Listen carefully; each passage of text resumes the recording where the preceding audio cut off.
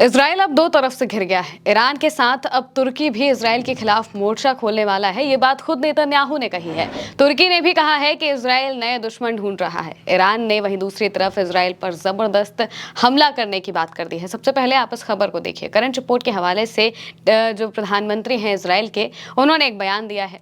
उनके बयान में कहा गया कि ईरान के साथ युद्ध अभी खत्म नहीं हुआ है। पुरानी चुनौतियों के अलावा तुर्की से भी नई चुनौतियां सामने आ रही हैं। नए गठबंधन बन रहे हैं और पुराने टूट रहे हैं। हम इन बातों को ध्यान में रख रहे हैं और हर स्थिति का सामना करने के लिए तैयार हैं।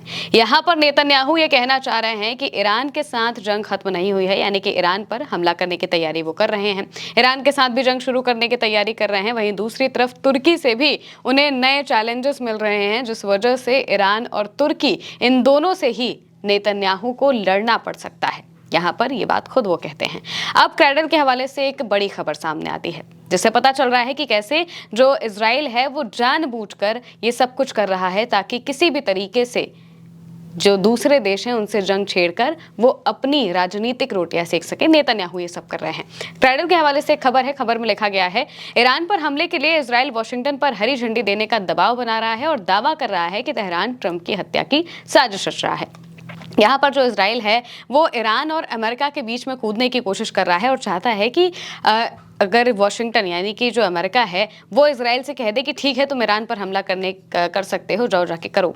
इसके बाद फिर वो ईरान पर हमले शुरू कर देंगे तो फिर ईरान भी जवाबी कार्रवाई करेगा। और इन सब के बीच में जो इजराइल में आने वाला इलेक्शन है उसे आराम से नेतन्याहू मैनिपुलेट कर सकते हैं। लेकिन दूसरी तरफ तुर्की उनके लिए नया खतरा बन रहा है। ये बात खुद नेतन्याहू कह रहे हैं। उनका ऐसा कहना है कि तुर्की उनके लिए नया खतरा है, क्योंकि जब नाटो की समिट होती है तो उस दौरान खुद डोनाल्ड ट्रंप एर्दोगान से बातचीत करते हैं, मिलते हैं। और डोनाल्ड ट्रंप ने भी एक बयान दिया है, जिस बयान में साफ तौर से पता चल रहा है कि इजराइल से हटकर और ट्रंप की जो नज़दीकियां हैं वो तुर्की से जाने लगी है, जो कि इजराइल के अस्तित्व पर खतरा बनती जा रही है। क्योंकि तुर्की तो पहले से ही इजराइल के खिलाफ रहा है। इजराइल के खिलाफ न जाने कितने बयान तुर्की की तरफ से दिए गए हैं। और अब एक बार फिर जब ट्रंप का साथ तुर्की को मिलेगा तो जाहिर सी बात है कि ये तुर्की के लिए तो अच्छी बात होगी, लेकिन इजराइल के लिए बहुत बुरी बात हो जाएगी।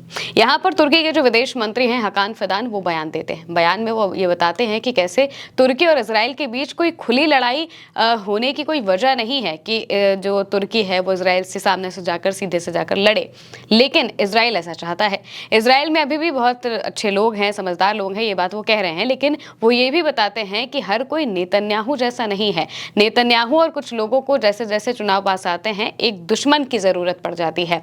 हमास, हिजबुल्लाह और ईरान पर जंग छेड़ने के बाद उन्हें किसी को अपने ऊपर दया दिखाने के लिए एक और दुश्मन की जरूरत होती है। वो तुर्की के साथ ऐसा करने की कोशिश कर रहे हैं।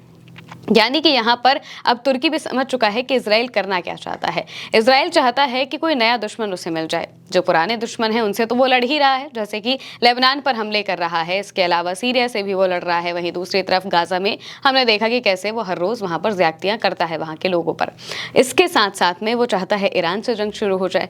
ईरान के साथ में तुर्की से भी अगर कुछ थोड़ी सी भी मुठभेड़ अगर हो जाती है तो फिर इजराइल को सिंपैथी कार्ड खेलने का मौका मिल जाएगा। इजराइल पूरी दुनिया में ये कह सकता है कि भाई हम तो हर तरफ से घिरे हुए हैं, हमें मारा जा रहा है। इस तरह की बातें वो कह सकता है, जैसा कि वो हमेशा करता है। और अपने देश में सबको नेशनलिज्म का चूरन चटा के नेतन्याहू चुनाव जीत सकते हैं। इस वजह से ही वो ये सारी चीजें कर रहे हैं। अब ट्रंप ने क्या कहा था ये जानना बहुत जरूरी है। डोनाल्ड ट्रंप ने अपने एक बयान में कहा था कि एर्दोगान और नेतन्याहू पर ट्रंप बोलते हैं कि मुझे राष्ट्रपति एर्दोगान पसंद है, उन्होंने मेरा जबरदस्त स्वागत किया, वो बहुत बढ़िया इंसान है। लेकिन कल बीबी ने तुर्की और एर्दोगान के बारे में कड़वी बातें कही और मैंने कहा देखिए, मैंने उनसे बात की थी, मैंने कहा कि वो युद्ध में शामिल हो सकते थे क्योंकि उन्हें इजराइल ज्यादा पसंद नहीं है और उन्हें बीबी भी ज्यादा पसंद नहीं है, लेकिन मेरी वजह से वो युद्ध में नहीं गए। और ये एक सैन्य शक्ति है, लाखों सैनिक है, तुर्की बहुत मजबूत है, उनके पास हमारे कई बेहतरीन हथियार हैं। वो F-35 हासिल करने की कोशिश कर रहे हैं, लेकिन वो युद्ध में नहीं गए। वो जाना चाहते थे, वो चले भी जाते, अगर मैं नहीं होता तो वो जरूर चले जाते और तब वो दूसरी तरफ होते, यानी कि ईरान के साथ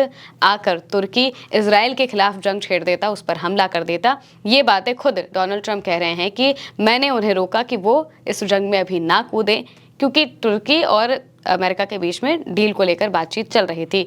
तुर्की अगर चाहता तो सीधे इसराइल पर हमला कर सकता था, ये बात खुद डोनाल्ड ट्रंप कह रहे हैं। और वहीं दूसरी तरफ अब ईरान ने भी बाकायदा ऑफिशियल आधिकारिक तौर पर ये जानकारी बता दी है कि अगर ईरान के एनर्जी इंफ्रास्ट्रक्चर पर हमला किया गया या फिर ईरान को जरा सी भी भनक लगी कि जो इजराइल है वो हमला करने वाला है, तो फिर ईरान बिना कुछ सोचे समझे प्रिएम्प्टिव अटैक कर देगा। वो अटैक जो कि किसी भी हमले से पहले हमले की आशंका पर किया जाता है, जो कि 28 फरवरी को इजराइल ने किया था। 28 फरवरी को इजराइल ने जब ईरान के ऊपर हमला किया तो उस वक्त यही कहा कि हम प्रिएम्प्टिव अटैक हमने किया है, हमें ऐसा पता चला कि ईरान हम पर हमला कर सकता है, इस वजह से हमने ये हमला किया।